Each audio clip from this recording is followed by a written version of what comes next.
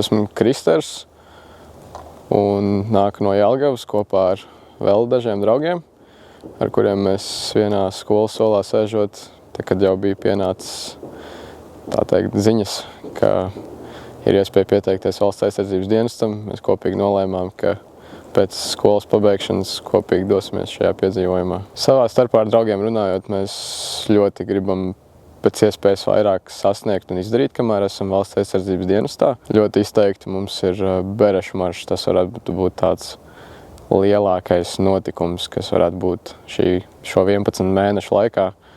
Un ļoti labs piedzīvojums. Ir ļoti daudz grūti pārbaudījumu šeit, tīpaši tagad, tā teikt, ar kājnieku saulīti dzīvojot. Un tā mums sola visu nedēļu.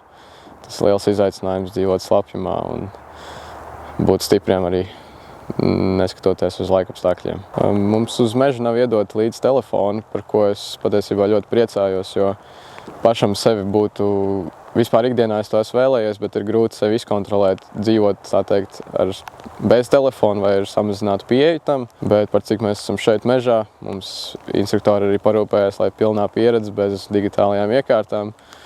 Un tas ir ļoti fantastiski, ir ļoti izcila iespēja pavadīt laiku ar savām domām un pilnveidot sevi kaut kādā veidā mentāli un garīgi, ne tikai fiziski. Es pirmo reizi uzvilku formas tērpu, mazliet sajūtos ne savā ādā, jo iepriekš tāds man nebija bijis, bet sveši arī nebija. Bija tāda savu mājas sajūta, ka es esmu savā vietā, ka tas ir ar iemeslu un ar tādu kā arī, protams, lepnumu, droši vien daudz arī to saka. Un es arī tam piekrītu, es formas tērpu nesāju ar lepnumu.